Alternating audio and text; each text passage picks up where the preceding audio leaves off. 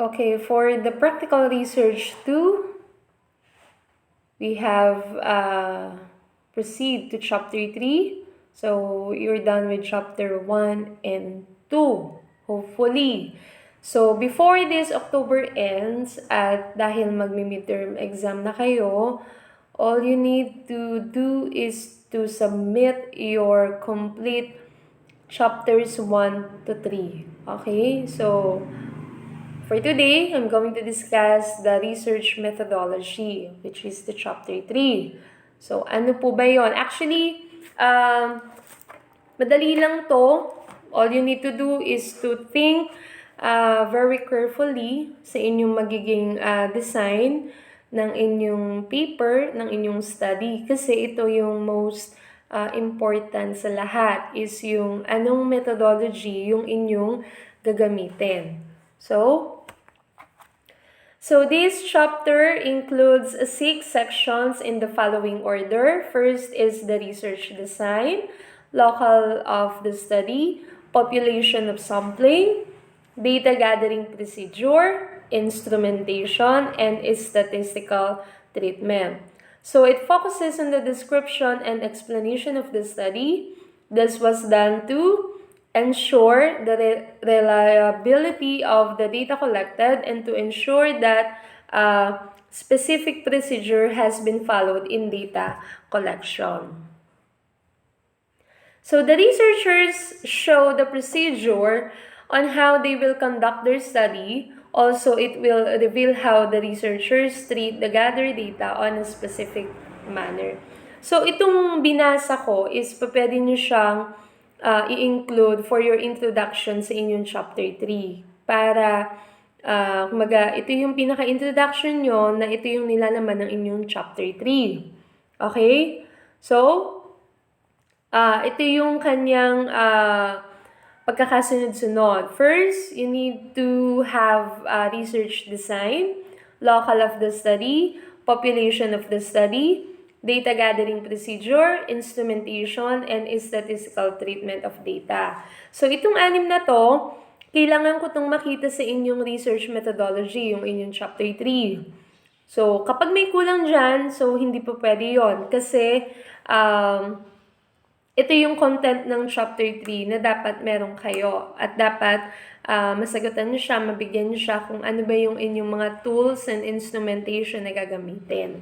So, umpisahan natin sa research design. So, ngayon, para tayong nagsisimula ulit at baka kasi nakalimutan nyo na rin yung mga naturo before nung PR1 nyo pa. So, ngayon, babalikan ulit natin. So, for research design, constitutes the blueprint for the collection, measurement, and analysis of data. It aids the researcher in the allocation of his limited resources by posing crucial choices. It is the blueprint that includes experiments, interviews, observation, analysis of records, or combination of theses. So, in research design, dito nyo pipiliin ninyo ano ba ang kailangan ng inyong study, which is your title, your topic. So, is it qualitative or quantitative? So, i-discuss din natin yan. Kasi when we say research design, pinakikilala mo, ini-introduce mo kung anong research design yung iyong gagamitin for your study. But, in research design, hindi basta-basta dahil gusto mo lang yung quantitative, magka-quantitative ka na.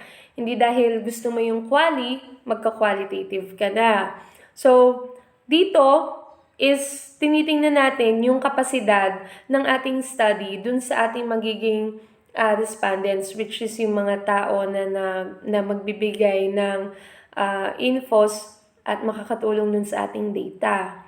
So, tinitingnan din natin yon. So, in research design, it is the plan and structure of the investigation conceived so as to obtain answers to research questions. The plan is the overall scheme of program research. Then, ito yung pagkakaiba ng dalawa. Lagi kong sinasabi sa inyo paulit-ulit tayo dito nung nakaraan kung ano ba ang quantitative sa qualitative. So when we say quantitative research, uses the specific method to record observation as numeric data. Numeric, pag sinabing numeric, may numbers na kasama, kumbaga ito yung method na gagawin, nabibilang, binibilang, so yung mga recorded observation. So iyan yung tinatawag na quantitative research. Then when we say qualitative research, uses the scientific method to make non-numeric observation. It means wala kang kahit na anong bibilangin dito. Kumbaga, which conclusions are drawn without the use of statistical analysis. So, wala din kayong statistical treatment. So, kapag sa study ninyo, ang gagamitin ninyo is quantitative research, obligado kayo na meron kayong statistical treatment. Kasi, i-measure nyo yung inyong data, yung inyong mga nakuhang data through the formula or kung ano yung gusto ninyong hanapin. Average ba yan? How many percent ba yan? So, yun ang quanti. And if your study is going to have an qualitative research, hindi nyo na kailangan ng statistical treatment. Okay? So, dire-diretso lang yon. Dire-diretso lang sa pagsusulat hanggang sa makuha nyo yung pinaka recommendation na maibibigay nyo dun sa mga future researchers. Okay? Naintindihan ba? So, we have numeral number 2, locale of the study. Okay, dito muna tayo sa lokal. When we say locale of the study, of course, it is the place kung saan nyo gagawin yung iyong study. Let's say, your respondents would be the Trinitarians, the students of the Holy Trinity School. So, of course, you need to include the name of the school and of course the address, which is the Holy Trinity School of Obando Incorporated, Bilog Road, Lawa, Obando, Bulacan. So, yun lang. Yun lang yung locale of the study. So, kumbaga, saan natin gagawin yung ating study? Yan. So, pwede naman, if your respondents would be the residents, let's say the residents of Kingsville. So, kunwari lang kung ang topic ninyo at ang respondents ninyo is the residents of Kingsville dito sa katabi natin sa school, so automatic include the exact location or the exact address nung inyong respondents. Kumbaga, yung compound na yun. So, yun lang naman for the locale of the study. Okay? So, we have population of the study or population of the study. The study population and sample, how the sample size was arrived at the sampling techniques used and actual selection of sample. So when we say population, how many respondents? So, ilan yung respondents na kailangan ninyo for your study? Ilan ng male? Ilan ng female? So, yan. Bibilangin din natin yan. And then, if your respondents would be the different tracks, so, depende yan sa study ninyo or sa SOP ninyo kung ano yung hinahanap ninyo. Kung ang respondents ninyo is about the track or yung anong academic track yung tinitake. So, include the numbers of the students per track. For example, your study would be ABM. So, bakit ABM yung napili nila?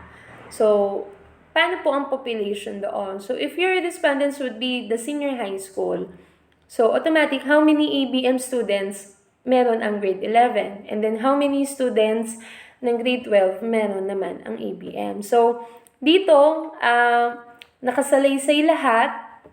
And then, hindi nyo lang siya basta isusulat yung number, but you need to write it and then open and close parentheses, and then put a number.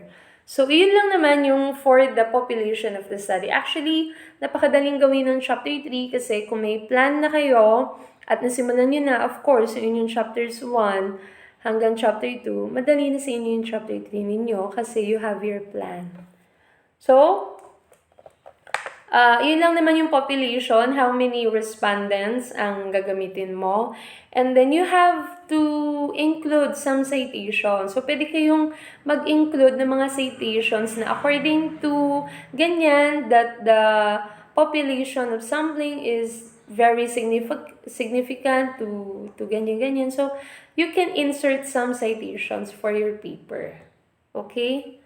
So, number 4 would be the data gathering procedure. So, preliminaries, letter to barangay, captain, dean, manager, respondents, orientation, interviews, distribution system, retrieval rate, follow-up activities to achieve the desired retrieval rate. So, in here, data gathering procedure. Paano nyo kukunin yung inyong data sa mga respondents ninyo? Okay, so again, for example, if your respondents would be the residents at magpapasurvey kayo, you need to do the letter for the barangay captain na nagpapaalam kayo na you are conducting your questionnaire or your survey form to the residents of that particular barangay. Okay? So, if your topic would be sa mga restaurants, sa mga food dyan, mga food bazaar, so you can have, of course, the letter for the manager naman. Okay? And then, for the respondents, of course, bago kayo magpasagot ng inyong survey questionnaire, of course, may letter pa din naman na nagsasabi na this was a private, private data lang, hindi nyo ipagkakalat or kung saan man dadalhin. Kumbaga, for your paper lamang, ganyan.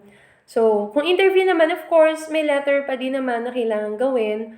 And then, how will you distribute your questionnaire or ano ang sistema mo? So, ipaliliwanag mo lahat yan sa data gathering. Okay? Then, paano ibabalik? Meron bang time to answer the questions?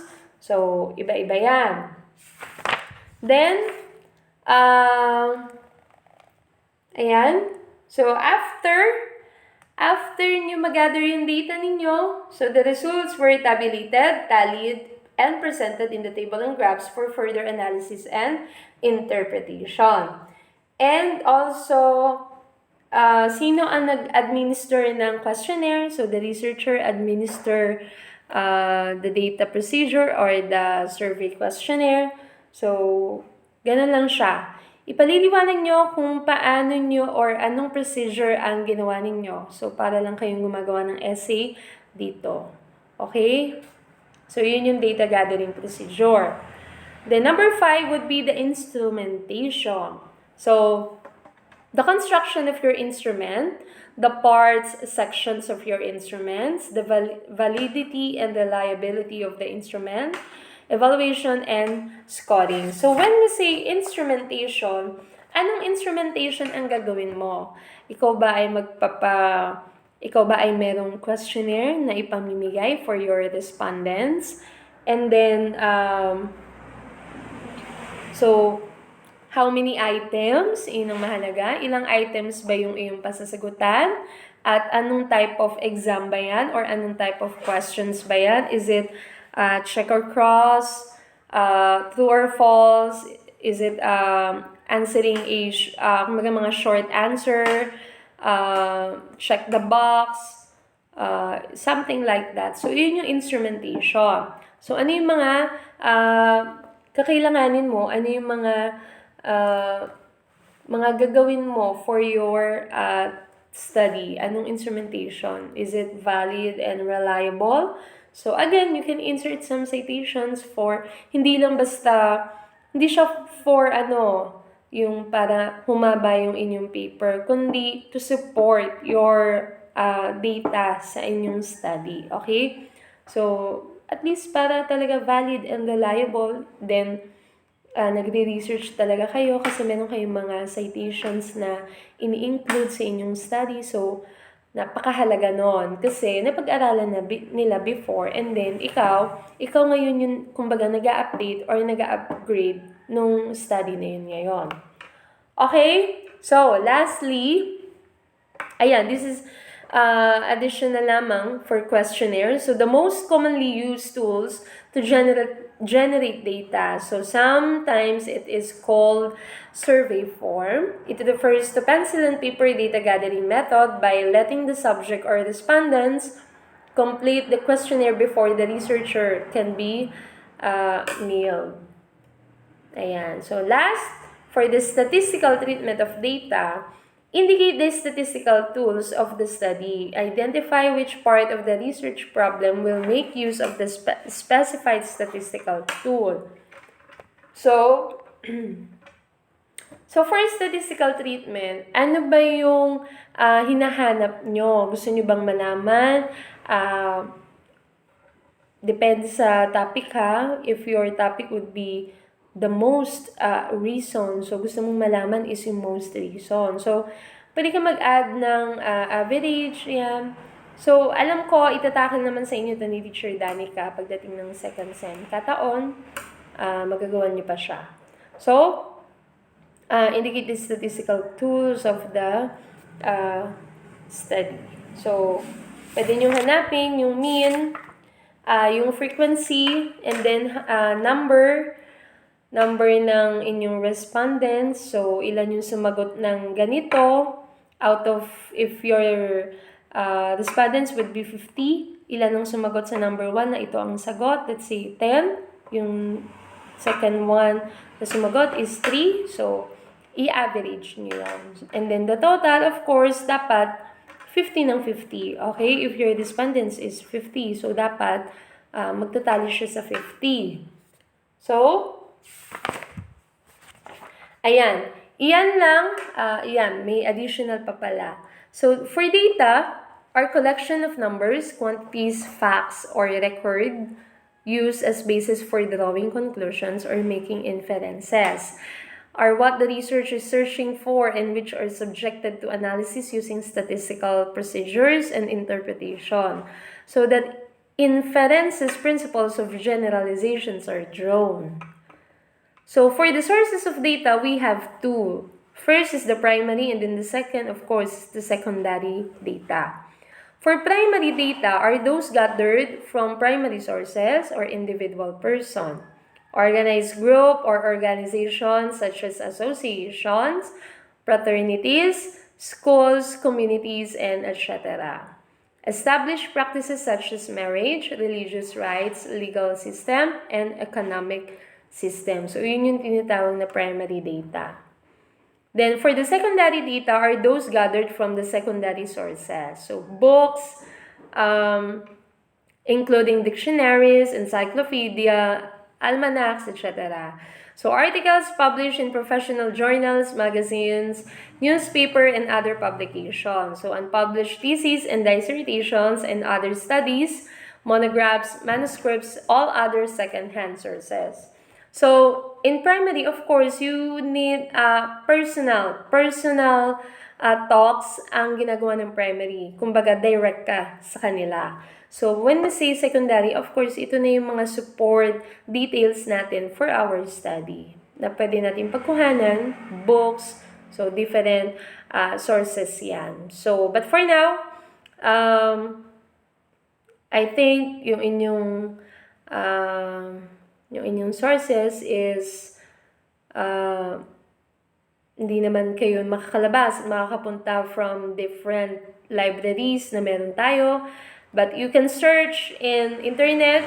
So, may mga published doon na books, thesis, ayan, makakakuha pa din kayo. And then, pwede kayong mag-consult sa ibang teacher or kung may kakilala kayo, pwede kayong mag-consult sa kanila para to check your grammar or kung ano man. Ayan. So, in chapter 3, research methodology, Again, research methodology, chapter 3. Kayang-kaya nyo siya kasi kailangan lang maayos ang data ninyo. Maayos ang data ninyo at okay lahat. Concrete, reliable, valid, lahat iyan para maging maayos. So, yun yung chapter 3 lahat. Then, kailangan nyo siyang matapos bago or before November 1. Kasi po, kami ay gagawa na ng grades for your midterm. So, obligado yun. Tapusin ninyo. Pwede pa kayong humabon. Hindi naman ako nagsiset ng deadline sa inyo. Ang gusto ko lang, bago matapos itong SEM, natapos nyo rin ang chapters 1 to 5. Pagdating ng second SEM, ay start nyo na yon. Kung magkakaroon ng face-to-face, mas okay. So, makakapag-defense kayo sa akin at sa ibang teacher. So, kailangan nyo yon. Sayang naman kung hindi nyo ma-experience yan. So, that's all for today. Thank you and God bless you.